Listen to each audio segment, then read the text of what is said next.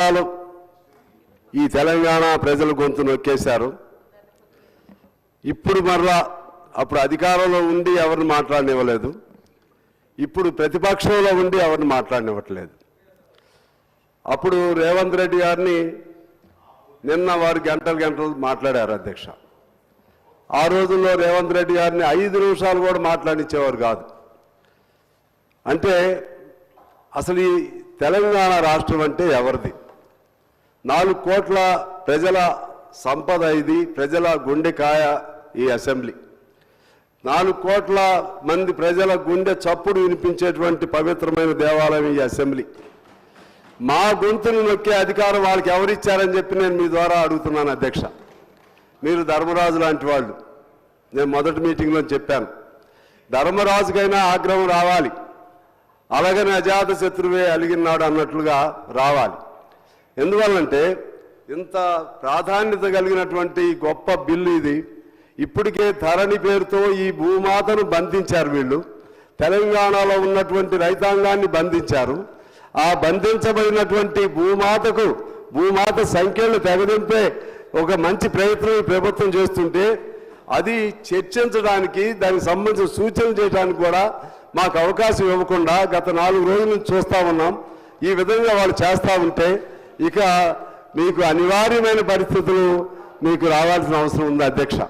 తప్పదు. మేము చేసినా, ఇంకొకరు చేసినా సరే ఏదో ఒక సందర్భంగా ఆ సహనానికి హద్దు ఉండాలి.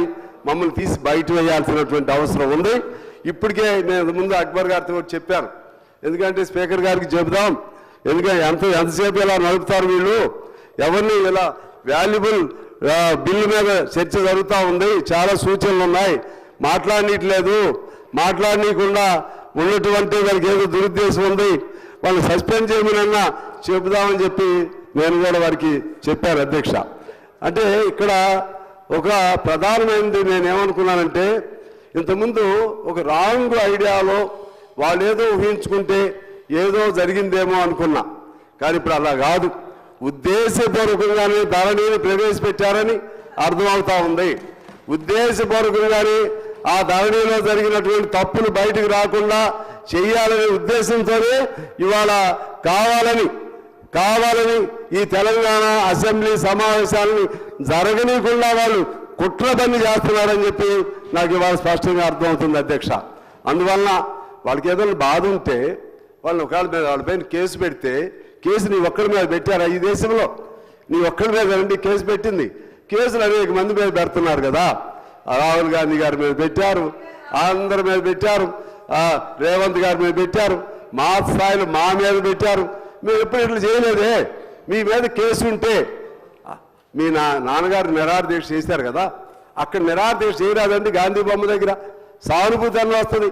10 రోజులు చేయండి, వారం చేయండి, మీకు చేతనైన రోజులు చేయండి, నా మీద అన్యాయం పెట్టారని చేయండి. ఇక్కడ మా గొంతును నొక్కే హక్కు మీకెవరిచ్చారు? మీ మీద కేసు పెడితే మమ్మల్ని అందరినీ మాట్లాడనీయకుండా చేసే హక్కు మీకెవరిచ్చారు?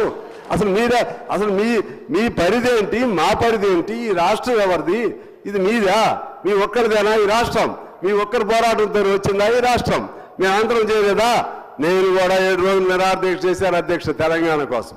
జైల్లో ఉండి మరీ చేశాను. 600 కిలోమీటర్లు పాదయాత్ర చేశాను.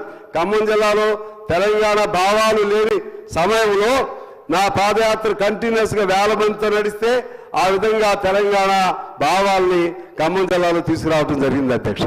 అందువలన ఆ అంశాల మీద చెప్పిన సమయం మీకు చాలా తక్కువ సమయం ఉంది. ఇప్పుడే నాకు మన శ్రీధర్ బాబు గారు కబురు కూడా చేశారు. నేను జస్ట్ ఐ రీడ్ అవుట్ అధ్యక్ష, మీ సమయాన్ని దృష్టిలో పెట్టుకుని. ఏది ఏమైనా సరే ఇటువంటి ఒక దుర్మార్గపూరితమైనటువంటి ఇంతకుముందు శ్రీనివాసరెడ్డి గారు చెప్పారు, నిజంగా ఆయన ఎప్పుడు మాట్లాడినటువంటి భాష వాడు. ఇవాళ దండాయిజం, రౌడీయిజం, దురాగతం ఏం పద్ధతులు అధ్యక్ష? ఇది పెద్ద లేదు, చిన్న లేదు. బీజేపీ వారు రాసుకుని పెట్టుకున్న కాగితాలు ఉన్నాయి ఇక్కడ, ఇవి నోట్స్ తయారు చేద్దాం నాగేశ్వరరెడ్డి గారు. ఆ కాగితాలు కూడా చించి పారేస్తున్నారు అధ్యక్ష. నా కాగితాలు కూడా చించేస్తారని నేను తెచ్చి ఇటు పక్క కూర్చున్నాను అధ్యక్ష. అంటే ఏమి తెలవదా? ఆవేశం వస్తే ఏం తెలవదా? మీ ఇష్టం వచ్చినట్టు చేస్తారా? మీ ఇష్టం వచ్చినట్టు చేస్తే అడిగేవాళ్ళు లేడేనా మీ ఉద్దేశం? అడుగుతారు. రేవంత్ రెడ్డి గారు చాలా ఓపిక పడుతున్నారు.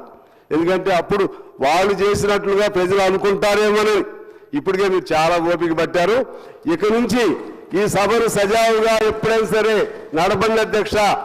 నేనే మొదటి రోజు చెప్పాను, సస్పెన్షన్లు కానీ నెక్అవుట్లు కానీ వాకౌట్లు కానీ ఉండొద్దని చెప్పి.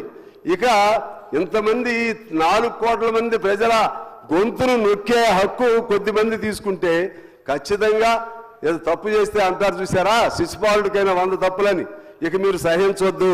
మేము గొడవ చేసినా సరే ఒక 5 నిమిషాలు నిలబడితే చేస్తాం. నీకు చేతనైతే నిలబడి నిరసన తెలియజేయండి. ఆ రోజు సిస్టర్స్ ఇద్దరు చేశారు, నిలబడ్డారు, చేయండి. అట్లా ఓపిక, నిలబడే ఓపిక లేదు. నోటికి ఏది పడితే అది, చేతికి ఏది దొరికితే అది, మంచి లేదు చెడు లేదు, మాట్లాడే విధానం లేదు. ఇది ఏం పద్ధతి అధ్యక్ష? మీ తెలంగాణలో తెలంగాణ తెచ్చుకోండి అంటే ఉంటే మీరే ఉండాలి, మీరే పరిపాలన చేయాలి. ఇంకెవరు పరిపాలన చేయడానికి వీలు లేదు. మీరు పరిపాలన చేస్తే అక్కడ ఎవరు మాట్లాడకూడదు. వాళ్ళ దేశం లోపలేసే బయటేసేయాలి. మరలా మీరు ఇప్పుడు ఏడుంటారు, మళ్ళీ ఇప్పుడు వీళ్ళందరినీ కూడా బయట వేసేస్తారా? అధికారం మీకు లేదు. అప్పుడేమో బయట అందరు వేశారు, ఇప్పుడు మమ్మల్ని అందరూ వేసేస్తారు, ముఖ్యమంత్రి గారితో సహా. ఆఖరికి మీరు బాబు మీరు చాలా సాత్వికంగా చెప్తున్నారు, మీరు మమ్మల్ని అందరినీ బయట వేసేస్తారా? ఇది ప్రజాస్వామ్యమా? తెలంగాణలో జరిగే చర్చలు ఇవా? ఏనాడైనా సరే ఆ 10 ఏళ్ల కాలంలో ఇన్ని రోజులు ఇంత సమయం చర్చ ఎప్పుడైనా జరిగిందా అధ్యక్ష? నేను మీ ద్వారా వాళ్ళని తెలియజేస్తా ఉన్నాను. ఎప్పుడైనా జరిగిందా? ఇంత ఓపికగా జరిగిందా? కానీ దాన్ని జరగనీయకుండా చేస్తున్నారు. అయినా మీరు చాలా ఓపికగా అందరికి మాట్లాడే అవకాశం ఇచ్చారు. చివరిలో అయినా సంతోషం, మంచి జరిగింది. ఆ విధంగా దుర్మార్గం ఎక్కడున్నా సరే, దుష్టులు ఎక్కడున్నా సరే దండించడమే శ్రీకృష్ణుడు భగవద్గీతలో చెప్పారు. దయచేసి మీరు అది అమలు చేయమని నేను మిమ్మల్ని కోరుతా ఉన్నాను అధ్యక్ష. ఇక అసలు అంశానికి వస్తే అధ్యక్ష, ఈ చట్టం నిజంగా తెలంగాణకు ఒక వరప్రసాదం. మిమ్మల్ని పొగుడుతున్నాను కాదు, ముఖ్యమంత్రి గారిని మిమ్మల్ని చాలా నేను కష్టపడి చదివా. నేను ఏ చట్టం చదవాలా, నాకు వ్యవసాయం చట్టాల మీద కొద్దిగా, రైతాంగం మీద కొద్దిగా అవగాహన తక్కువ. చాలా కష్టపడ్డాను. మల్లారెడ్డి గారు అని ఉంటారు పెద్ద ఆయన దగ్గర కూర్చుని ప్రతి క్లాసు చదివాను అధ్యక్ష. పెట్టనవి కూడా మళ్ళీ ఇందులో బిల్లులో పెట్టారు. మేమేమి మీకు సూచనలు చేసాము, అమెండ్ చేసాము, అవన్నీ కూడా మీరు పెట్టారు. అందువలన ఇవాళ ఈ తెలంగాణ, ఇది ఒకనాడు తెలంగాణ భూమి కోసం జరిగిన పోరాటం జరిగిన తెలంగాణ అధ్యక్ష. ఇది ఆనాడు భూమి కోసం, భుక్తి కోసం జరిగిన తెలంగాణ ఇది. ఆ 51లో అప్పుడు మనకి విముక్తి రావడానికి సంస్థాన ఆ చట్టాలని, జమీందారీ చట్టాలని రద్దు చేసే విధంగా ఒప్పందం జరిగిన తర్వాతే ఆనాడు సాయుధ పోరాట విరమణ జరిగింది అధ్యక్ష. ఆ చట్టాలన్నీ మొన్నటి వరకు ఉన్నాయి. ఒక్కటే దెబ్బ, ఒక్క కలం పోడుతో నేను మా మిత్రుడు చెప్పినట్టుగా ఎవడో ప్రాణం ఎక్కడో ఉన్నట్లుగా, ఎవడో ప్రాణం కేసీఆర్ తన ప్రాణాన్ని సోమశేఖర్ ఆయన పేరు ఏదో ఉంది, సోమేష్ కుమార్ చేతుల్లో పెట్టేశాడు. ఆయనకి కోపం వచ్చింది, గొంతు పిసికేశాడు. ఇవాళ నేను అంటున్నా, ఇప్పటికైనా వాళ్ళకి రావాలి అధ్యక్ష. ఇవాళ మీరు గెలిచింది ఓన్లీ పట్టణాల్లో గెలిచారు, గ్రామాల్లో ఎందుకు గెలవలేదు? మీ ధరనే మిమ్మల్ని నాశనం చేసింది. ఇప్పుడైనా సరే దాన్ని బాగు చేసే సలహాలు ఇవ్వండి. ఆ విధంగా చేయలేదు.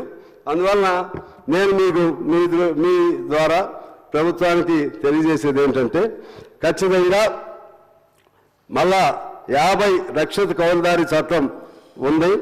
దాన్ని మీరు ఆబ్జెక్టివ్స్లో మెన్షన్ చేశారు, కానీ లోపల క్లాజెస్లో పెట్టలేదు. దాన్ని పునరుద్ధరణ చేయమని చెప్పి నేను మిమ్మల్ని కోరుతా ఉన్నాను. అలాగే 70 సంవత్సరాలు ఉన్న ఎస్టేట్ల రద్దు చట్టం, దాన్ని మొన్న రద్దు చేశారు. ఆ చట్టాన్ని అది తిరిగి మళ్ళీ పునరుద్ధరణ ఉంటేనే దానికి అనుగుణంగా నిజమైన సాగుదారులకి అవకాశం ఉంటుంది అధ్యక్ష. అదేవిధంగా మళ్ళా ఇప్పుడు మీరు ఆ చట్టం రద్దు చేసి కౌలుదారులు, మన కాస్తుదారుల కాలంలో మరలా కాస్తుదారుల కాలం కనపడలేదు, కానీ మీరు ఆబ్జెక్టివ్స్లో మాత్రం చెప్పారు. కాస్తుదారుల కాలంలో లేకపోతే మళ్ళా కొత్త జమీందారులు పుడతారు. వారు కోరుకున్నది అదే. మా రేగల్లో మనందరికీ తెలుసు, కొత్త జమీందారులు అందరూ వచ్చారు. ఆ జమీందారులు లేకుండా ఉండాలంటే ఖచ్చితంగా సెక్షన్ని మన కాస్తుదారులు కాలం పెట్టమని కోరుతున్నాను అధ్యక్ష. అలాగే 1971 పాస్ పుస్తకాల చట్టంలోని సెక్షన్ 26ని తీసేశారు. 26 లేకుండా ఇవన్నీ మీరు పెట్టలేరు. దాన్ని అధ్యయనం చేసి ఆ సెక్షన్ని పునరుద్ధరించమని కోరుతున్నాను అధ్యక్ష. అదేవిధంగా చదివేస్తాను అధ్యక్ష, మీకు ఇబ్బంది లేకుండా. వారసత్వ భూములకు అప్పుడు రిజిస్ట్రేషన్ పెట్టారు, దాన్ని వారసత్వ భూములు రిజిస్ట్రేషన్ తీసేయమని కోరుతా ఉన్నాను. అలాగే రెవెన్యూ, తహసీల్దార్, ఆర్డీఓ అధికారులను పునరుద్ధరణ చేశారు, అందుకు మీకు ధన్యవాదాలు. అదేవిధంగా 70% మంది ఇప్పుడు కూడా సివిల్ కోర్టులు ఉన్నారు. ఆ సివిల్ కోర్టుల్లో నుంచి విముక్తి జరిగే విధంగా త్వరగా పూర్తి చేయమని మిమ్మల్ని కోరుతా ఉన్నాను. చనిపోయిన వారి పేరుతో పాస్ పుస్తకాలు ఉన్నాయి, ఆధార్ తప్పుగా ఉన్నాయి, పాస్ పుస్తకాల్లో ఫోటోలు తప్పులుగా ఉన్నాయి, పట్టాదారుల పేర్లు తప్పులుగా ఉన్నాయి, పాస్బుక్ల్లో ఒకరి భూమి ఇంకొకరికి దఖలు చేయబడి ఉంది. అదేవిధంగా విస్తీర్ణం ఎక్కువ తక్కువలు ఉన్నాయి. ఇవన్నీ కూడా మీరు సరిచేయమని నేను కోరుతా ఉన్నాను. అదేవిధంగా సెక్షన్ 3 6వ పేజీలో జాగీర్లో భాగమైన సంస్థానాలు, మక్తా, అగ్రహారాలు, అదేవిధంగా మకాసా మొదలైన వారితో సహా జాగీర్ భూములన్నీ తెలంగాణ క్రమబద్ధ 135 1358 పసి అర్థంలో రాష్ట్రం యొక్క ఆధీనంలో ఉందని మీరు పేర్కొన్నారు. ఆ విధంగా ఉంటే ఆ భూములు అప్పుడు అమ్ముకున్నారు. జాగీర్దార్ భూములు కాగితాల మీద అమ్మారు, లేకపోతే వేరేగా మన భూ సంస్కరణ కింద అమ్మారు. మీరు అది అలాగే ఉంటుందని అన్నారు తప్పితే దానిలో సాగుదారులకి ఆ భూములను యథాతథంగా ఇవ్వటం అనేది ఇవ్వబడతాయి అని చెప్పి రాయలేదు. అలా రాయకపోతే వేలాది మంది నష్టం జరిగింది అధ్యక్ష. అది మీ ద్వారా మా మంత్రి గారిని కోరుతున్నాను. అది అందువలన జాగీర్ భూములు 1945 చట్టం రద్దు తర్వాత రైతులకి అసైన్ కూడా చేశారు. ఆ అసైన్ చేసినటువంటి భూములకు కూడా పాస్ పుస్తకాలు ఇవ్వాలి. 40 తర్వాత కొన్ని అసైన్ చేశారు, అవి కూడా ఇప్పుడు లేవు. అదేవిధంగా ఇనాములు రద్దు చేసి వాస్తవ సాగుదారుల పేరుతో వారికి పట్టాలు ఇవ్వమని కోరుతున్నాము. ఇనాము రద్దు చట్టం 1950 తర్వాత నేటికి ఇనాములు రద్దు చేసి చాలా చోట్ల పట్టాలు ఇవ్వలేదు. పాస్ పుస్తకాలు ఇస్తే రైతులకు భూమిపై పూర్తి హక్కు వస్తుంది.